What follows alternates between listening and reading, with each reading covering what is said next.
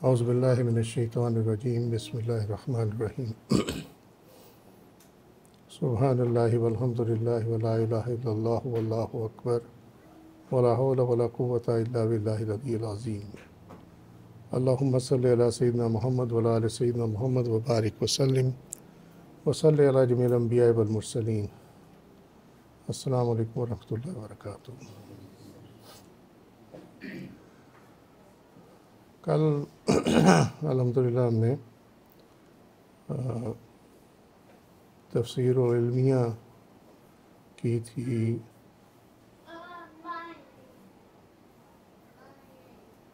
142 number आयत की।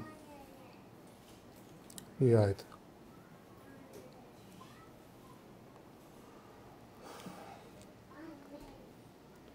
इसमें पहली चीज़ ये थी कि मुनाफिकीन अपनी तरफ से अल्लाह को धोखा देते हैं, यानी मोमिनीन को और अल्लाह के दीन को, और अल्लाह ताला सज़ा के तौर पर उनको धोखे में मुब्तला रखता। दो बातें होगी।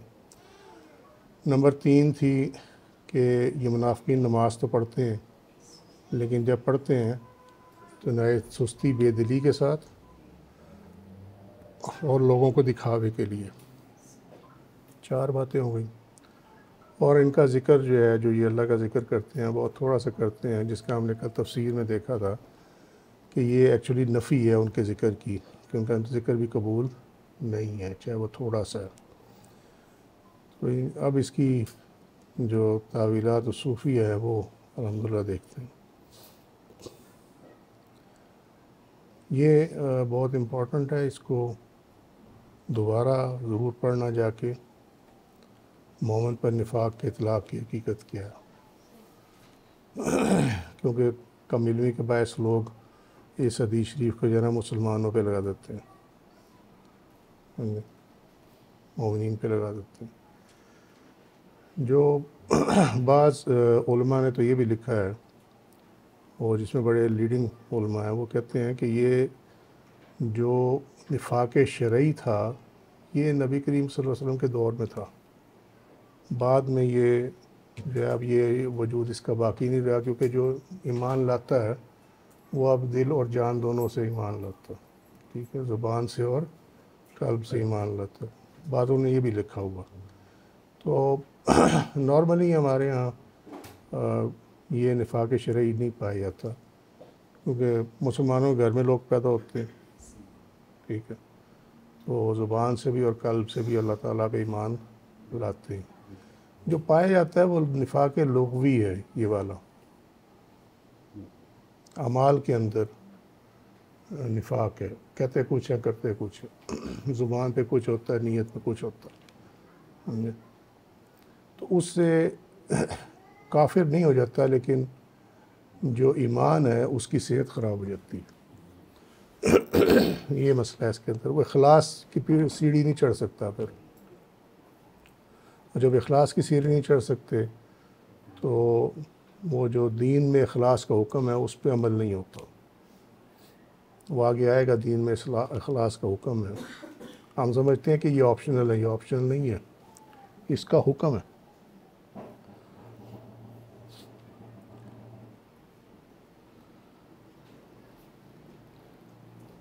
अल्लाह ताला ने अपने कौल इन्नल मुनाफ़िकीना युख़ादिऊन अल्लाह व हुवा, उसमें मुनाफिकीन धोखाबाजों की अलामात की ख़बर दी, और इन आयात में इशारा है कि मुनाफिकीन दुनिया में धोखे से माल गनीमत है, लेकिन ये माल गनीमत तो उस बैक ड्रॉप में है जो ये उस दौर में था।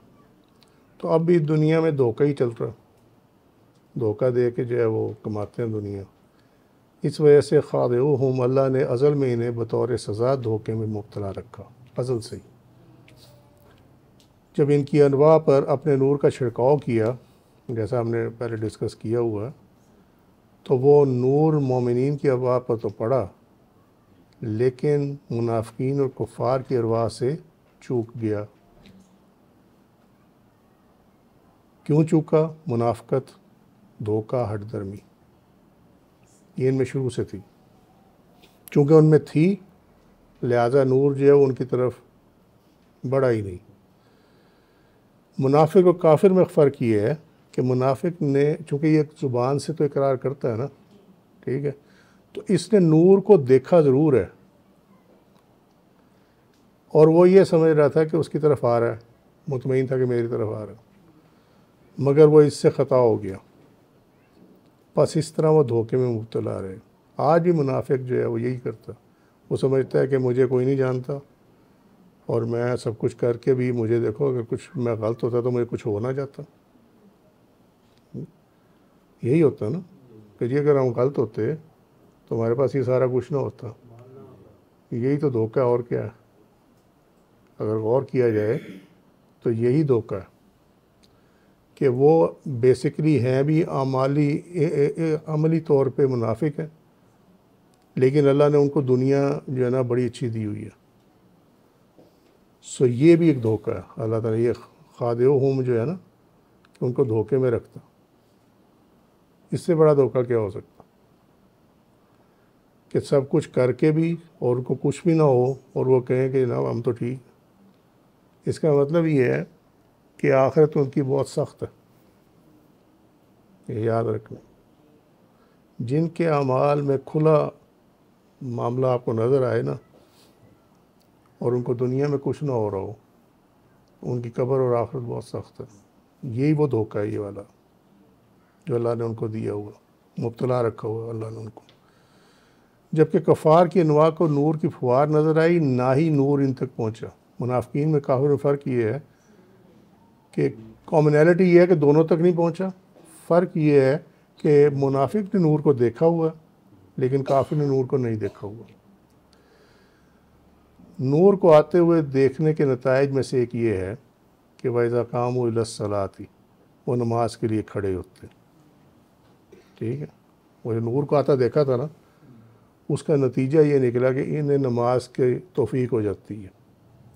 और इससे महरूम होने के नताइज में ये है कामू कुसाला युराऊन अन्नास, वो सुस्ती के साथ रियाकारी के तौर पर नमाज में खड़े होते।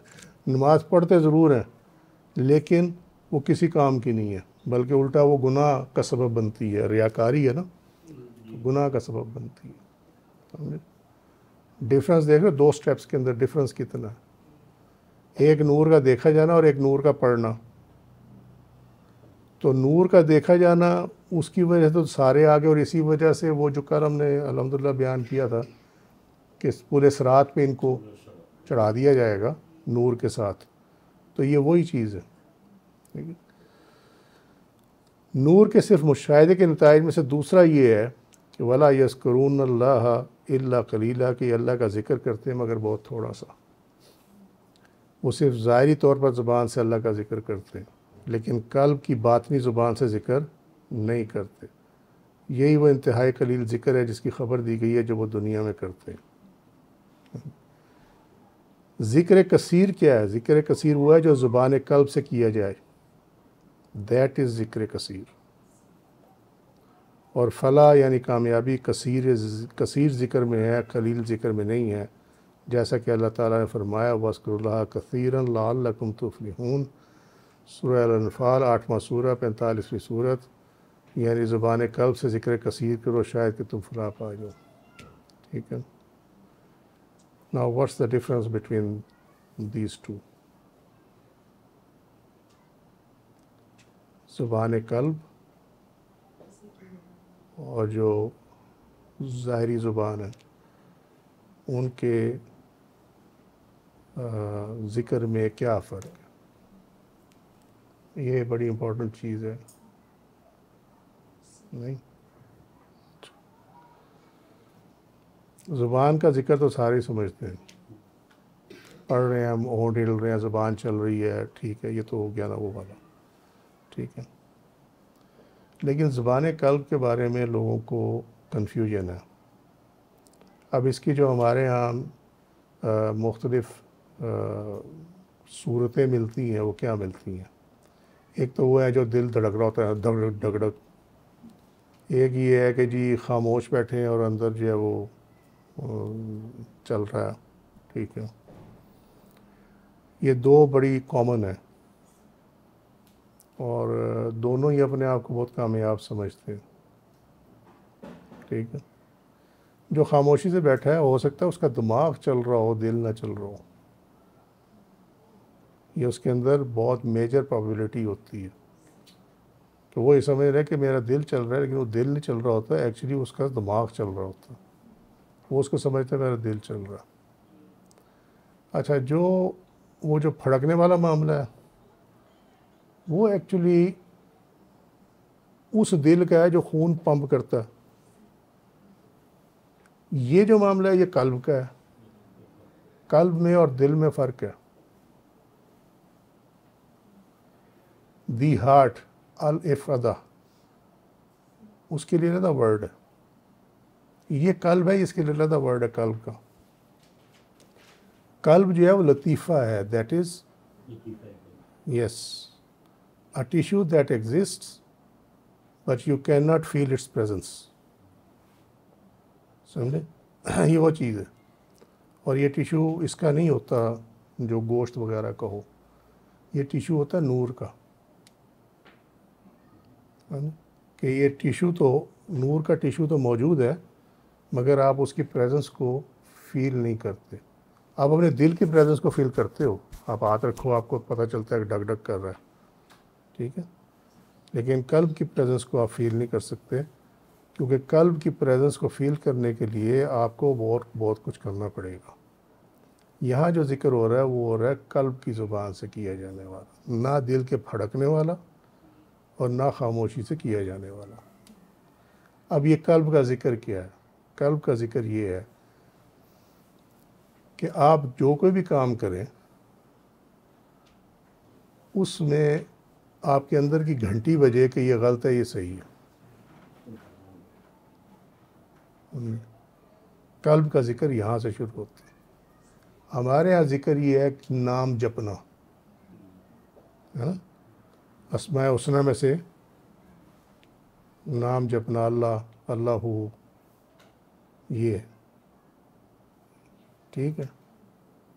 जबकि ज़िक्र जो है एक्चुअली वो याद के मायनों में होता है। याद, आप अल्लाह को कितना याद रखते हैं? और समझ में आ रही बात ये क्या है? यहाँ मैं बोल ही जा रहा हूँ।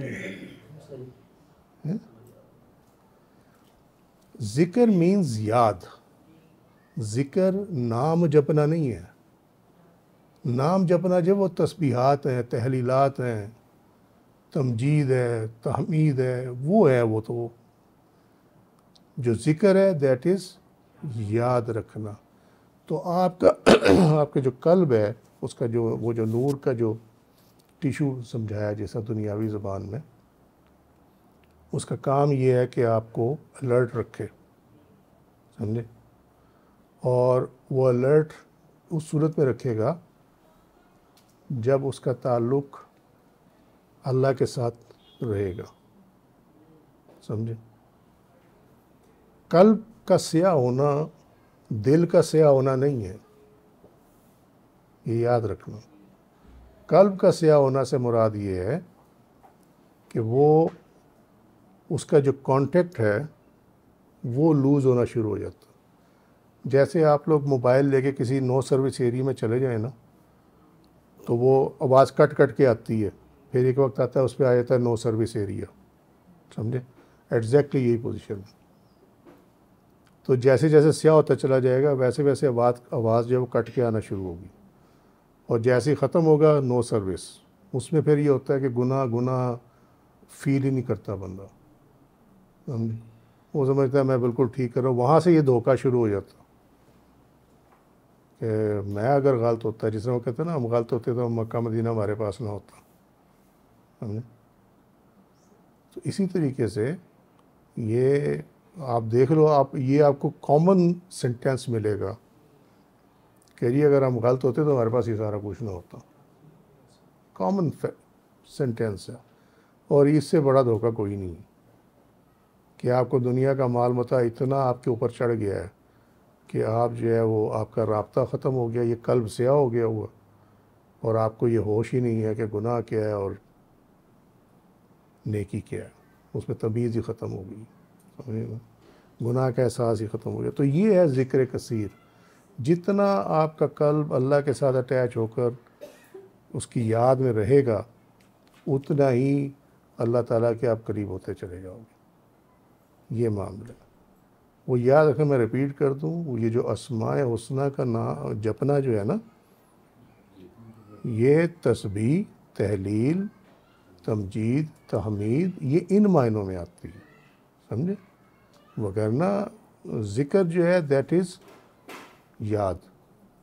इसीलिए फरमाया कि एहसान क्या है। एहसान ये है कि जब तुम अल्लाह की इबादत करो तो तुम्हारे ज़हन में हो कि तुम अल्लाह को देख रहे हो, और अगर ऐसा ना हो तो ये कम अज़ कम ज़रूर हो कि अल्लाह तुम्हें देख रहा। ये है याद कि अल्लाह मुझे देख रहा। नहीं, इससे आई डोंट थिंक बहुत ज़्यादा लोग मेरी इस बात से एग्री करेंगे, क्योंकि आम जो चढ़ा हुआ है ना सारी चार कोनों में, वो ज़िक्र यही है, तस्बीह और ये, और वो दिल से धड़ल धड़ल धड़ल धड़ल वो शुरू होती है। मेरा एक सवाल है, सिर्फ सिंपल सा सवाल ये है कि जिनके वो दिल धड़कते हैं वो दुनियादार क्यों हैं? सिंपल, बड़ा सिंपल सा क्वेश्चन है, समझे। अगर वो वही है जिसका जिक्र यहाँ पे हो रहा है, ज़िक्र कसीर, अगर वो वही है तो फिर उन्हें दुनियादार नहीं होना चाहिए था।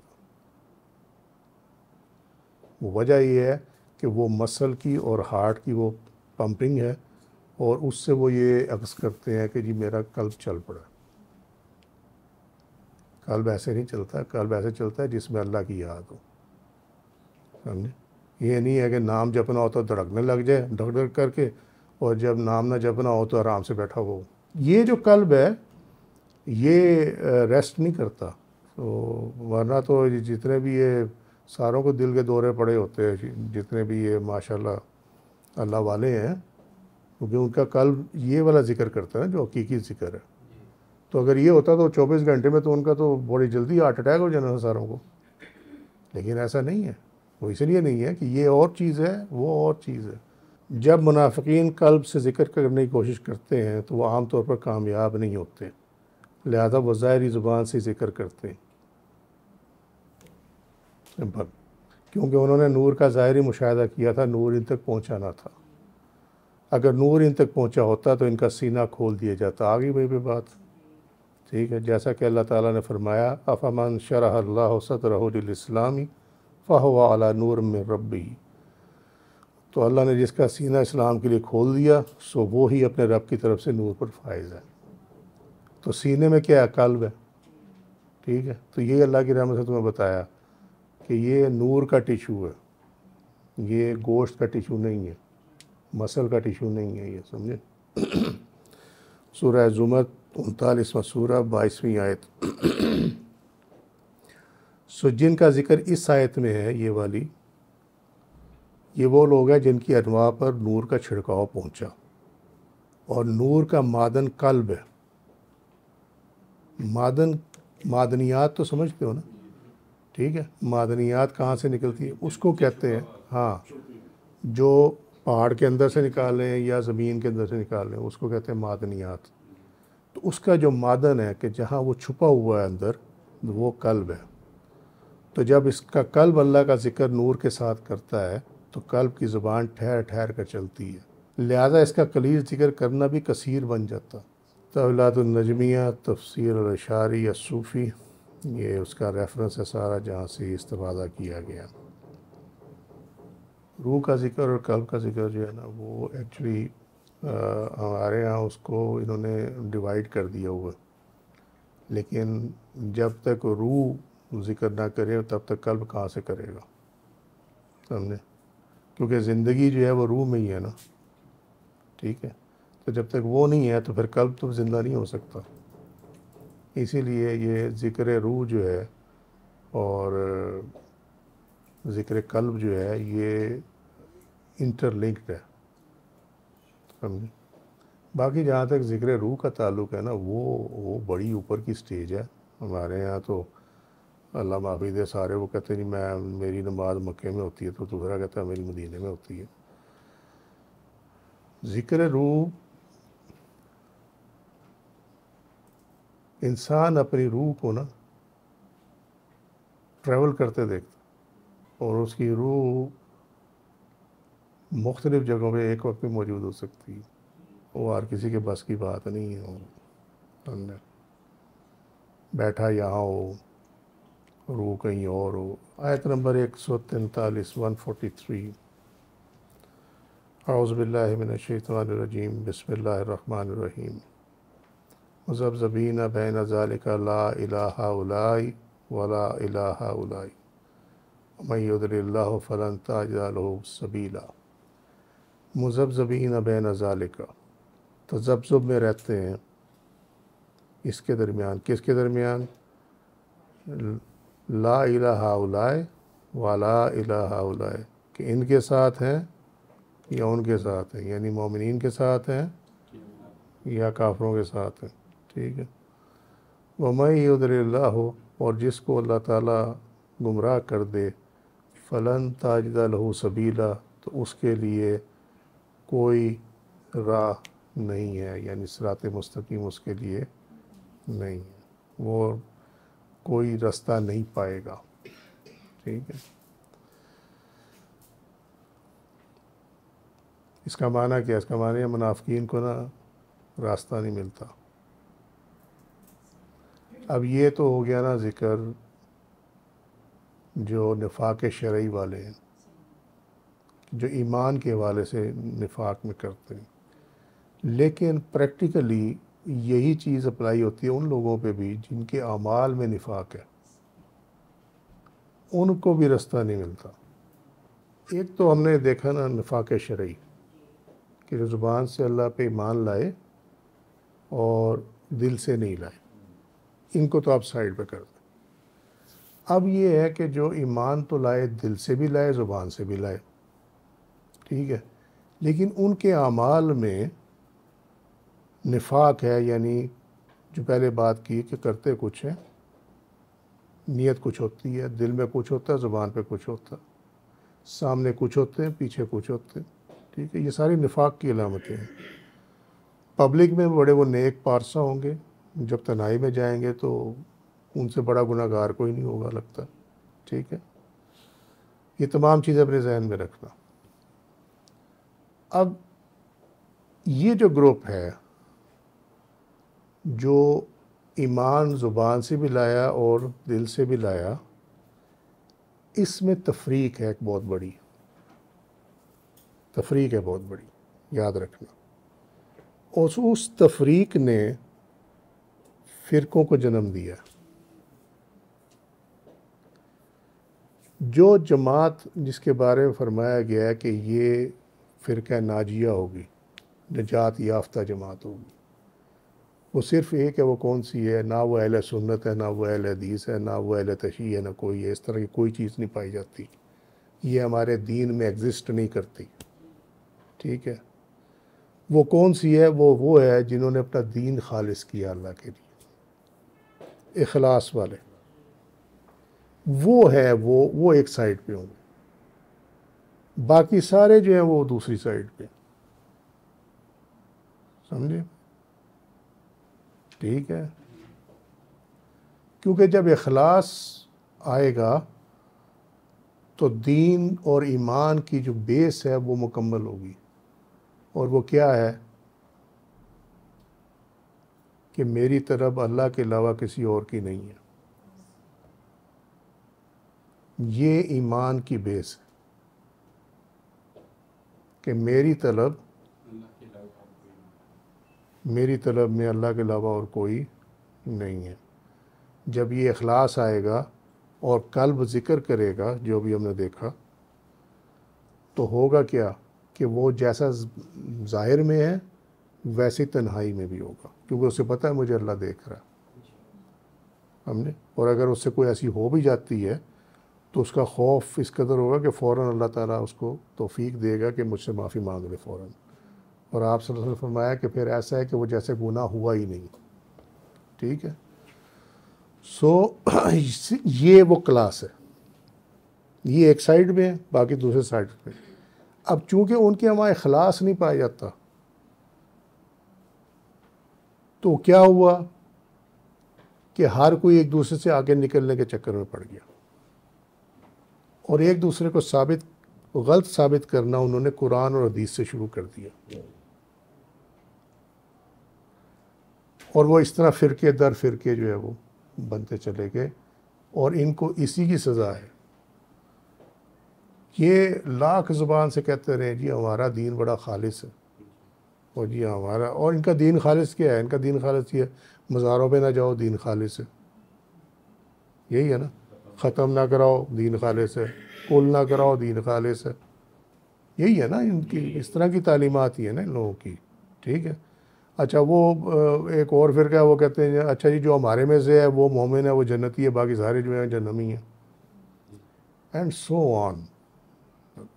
लेकिन जो वाकई जिनका दीन खालिस है उनके यहाँ आपको कोई ऐसी चीज़ नहीं मिलेगी।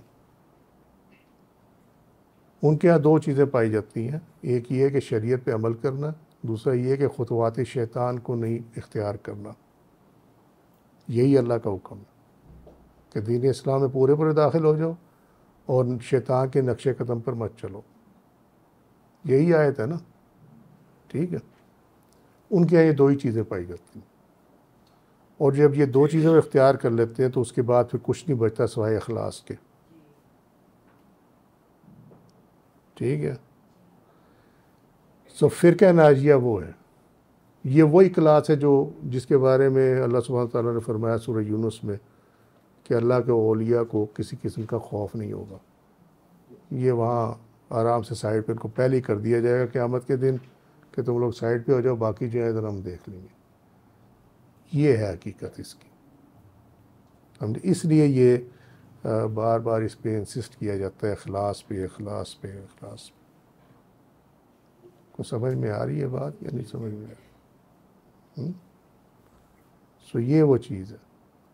ये फ़िरक़ों की बुनियाद ये मुनाफ़क़त है एक्चुअली, जो पाई जाती है लोगों में ईमान लाने के बावजूद, अमली मुनाफ़क़त जिसको कहते हैं, ठीक है। और वो तो देख लेना, हम तो अल्लाह में दिखाता, तुम भी देख लेना कभी, कितना ही अपने आप को वो सच्चा मुसलमान कहेगा लेकिन उसकी दुनियादारी, उसकी खुद गर्जी, उसका तकब्बुर वो नहीं जाता, वो आपको नज़र आएगा। तो जहाँ ये चीज़ें वहाँ इखलास नहीं होता। नमाज़ें जितनी मर्ज़ी अच्छी हो जाए, वो तो हमने ये देख लिया कि नमाज की तौफ़ीक तो मुनाफिक को भी हो जाती है।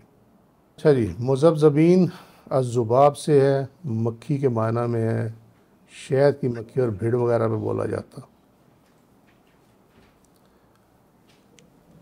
अज़्ज़ुबाब तो असल में मोल्लक चीज़ के हिलने को कहते हैं, वो जो हिलती रहती है ना एक चीज़ को, मोल्लक हवा में सस्पेंडेड जो है वो, तो उसकी फिर इस्तारा के तौर पर हरकत और इस्तराब के मायने में ये लफ्ज़ इस्तेमाल होने लगा। इसकी बैकग्राउंड ये है। और इसकी जो तफसीर इल्मिया है वो ये है कि ये इस तज़ब्ज़ुब में रहते थे कि ये मोमिनीन के साथ हैं या कुफ़ार के साथ हैं, ठीक है। अक्सर तावील ने कहा है कि मुनाफ़िकीन मुखलिस मोमिन है, ना ही सरी मुशरिक है। यही हज़रत कतादा का भी कौल है। इब्न उमर रज़ियल्लाहु अन्हु से रवायत है, नबी करीम सल्लल्लाहु अलैहि वसल्लम ने फरमाया, मसलुल मुनाफ़िक़ का मसल शाती, मुनाफ़िक़ की मिसाल बकरी की सी है। शात कहते हैं बकरी। ये और तुम्हारी वोकैबुलरी बिल्ट हो जाएगी या नहीं? अच्छा चलो। अल आयरा बैनुल गनमैन तायरू,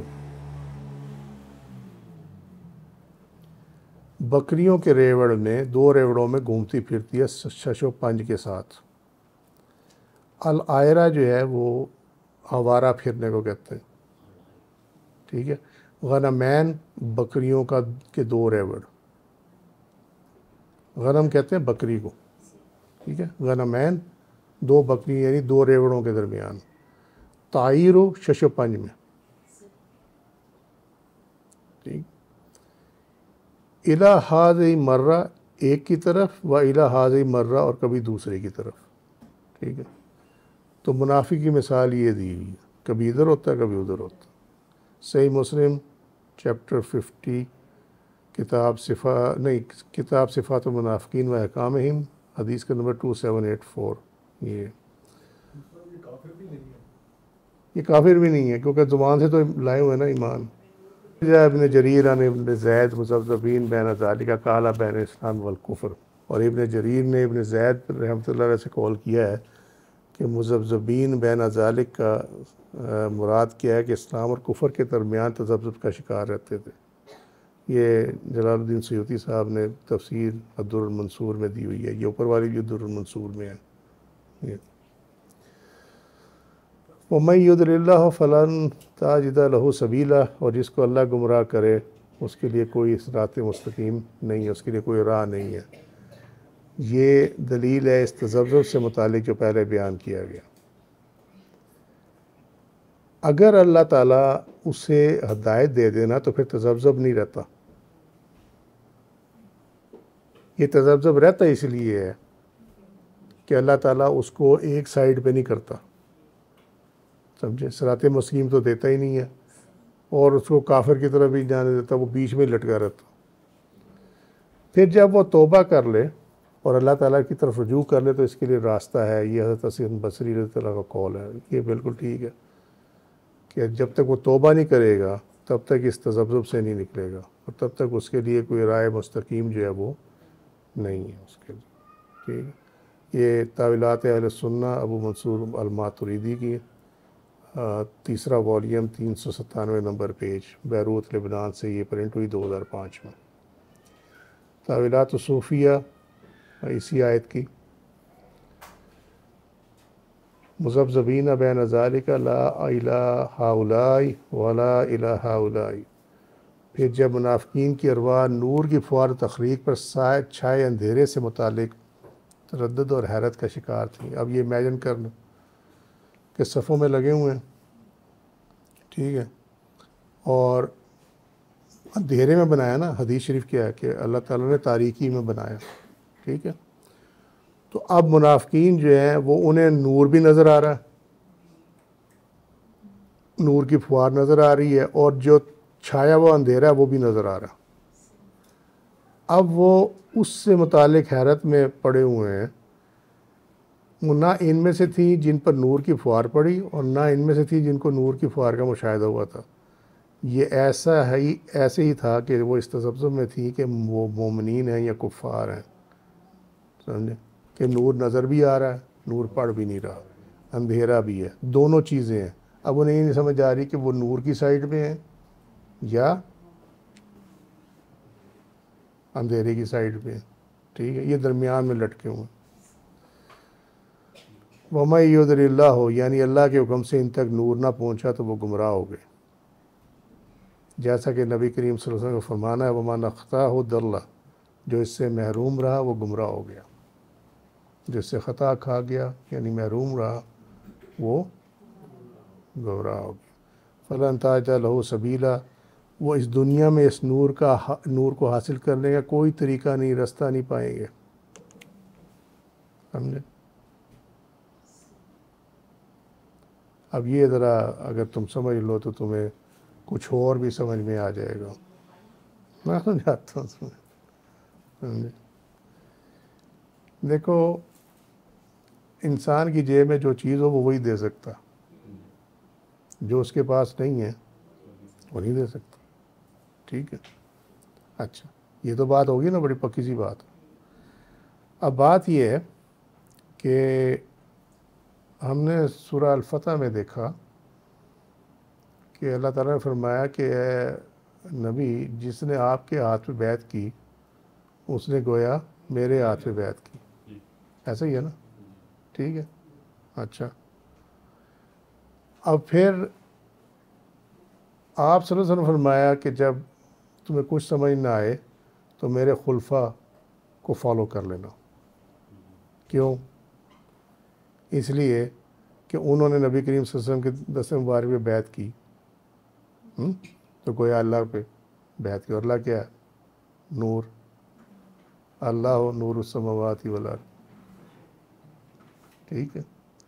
तो यहाँ से साबित ये हुआ कि जो उनके नक्शे कदम पर है वो दरअसल उसको उस नूर में से हिस्सा मिला हुआ है जो आप सल्लल्लाहु अलैहि वसल्लम के थ्रू चला आ रहा है।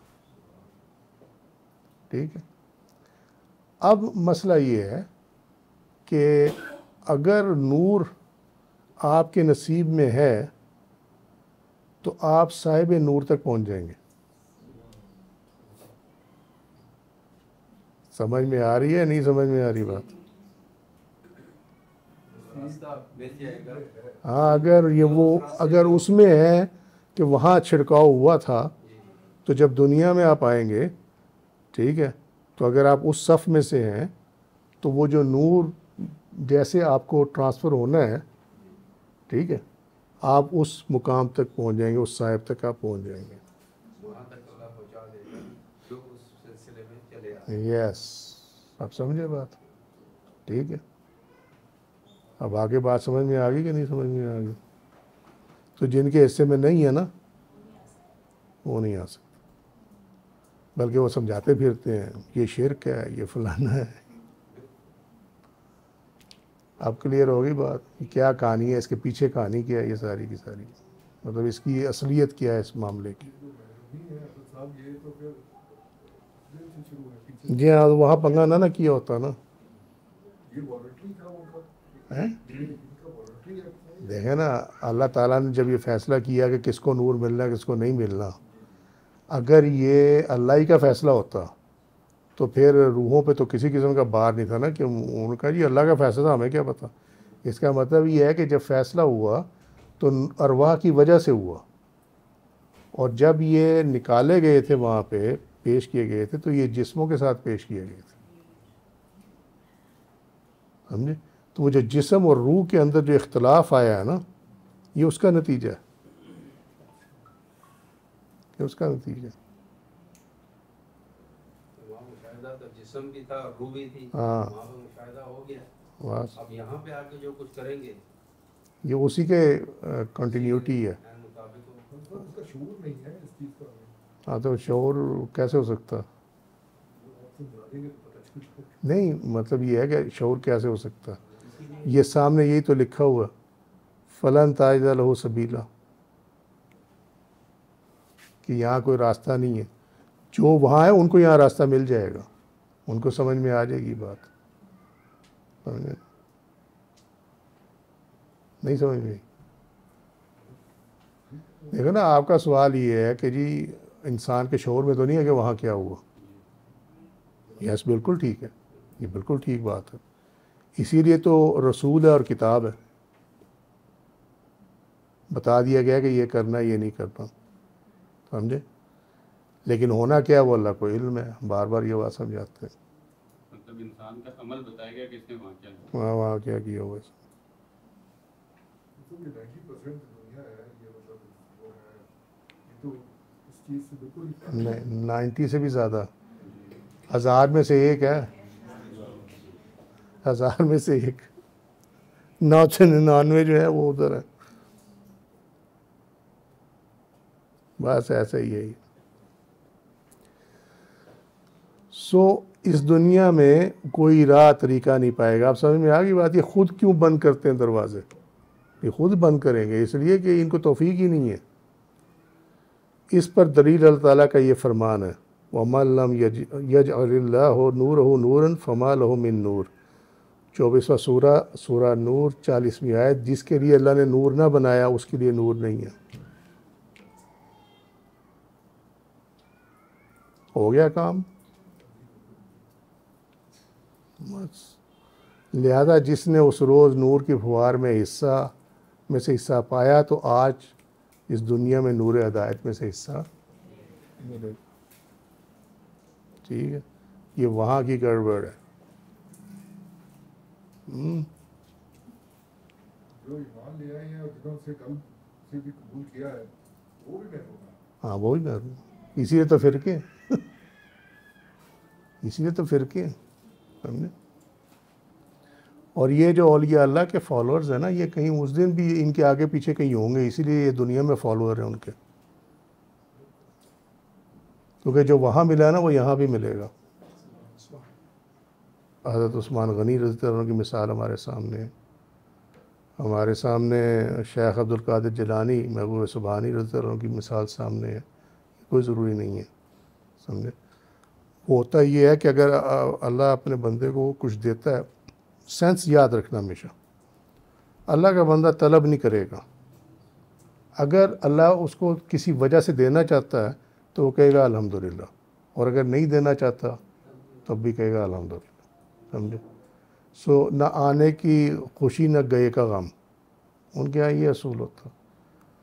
तो अगर अल्लाह ताला कि अपने किसी वली को नवाजता है दुनिया में तो उसके पीछे कोई मसलियत होती है। समटाइम्स दौर ऐसा होता है कि जहाँ उसके हाथ से आगे खर्च करवाना तो उसको देना तो पड़ेगा ना फिर, ठीक है। या ऐसा भी हो सकता है कि समटाइम्स जिस तरह आज का दौर है कि जो झोंपड़ी में बैठा उसको कोई नहीं पूछता, समझे। सो ये उसकी मसलियतें हैं, वो बेहतर जानता है, लेकिन ये 100% नहीं है कि जो दुनिया भरा होगा वो मुनाफिक ही होगा, ऐसा नहीं होता। हज़रत निज़ामुद्दीन औलिया रहमतुल्लाह अलैह के दस्तरखान पे जो कुछ होता था वो बादशाहों के महल में भी नहीं होता था, यही तो उनका मुखासमत थी बादशाहों को उनसे। वो लश्कर में कहते थे कि हम बादशाह, वो कहते थे नहीं निज़ामुद्दीन बादशाह, सिपाही जो है वो कहते। सो ये चीज़ जो है ना, ये हार्ड एंड फास्ट रूल नहीं है, लेकिन ये उसके अमाल बताएंगे कि उसके पास होने के बावजूद भी ना वो अल्लाह के रास्ते से, अल्लाह को जो ज़िक्र हकीकी है उससे नहीं हटता, ना उससे नहीं हटता। आज के लिए इतना ही। वमा अलैना इल्लल वल्लाहु रसूलुहु आलम बिस्सवाब। सुब्हानक अल्लाहुम्मा व बिहम्दिका अशहदु अल्ला इलाहा इल्ला अंता अस्तगफिरुका व अतूबु इलैका मा तस्सूम व ज़लमतु नफ्सी फ़ग़फ़िर ली फ़इन्नहु ला यग़फ़िरु इल्ला अंत। सुब्हान रब्बिका रब्बिल इज़्ज़ति अम्मा यसिफ़ून व सलामुन अलल मुरसलीन वल्हम्दुलिल्लाहि रब्बिल आलमीन। अस्सलामु अलैकुम व रहमतुल्लाहि व बरकातुहू।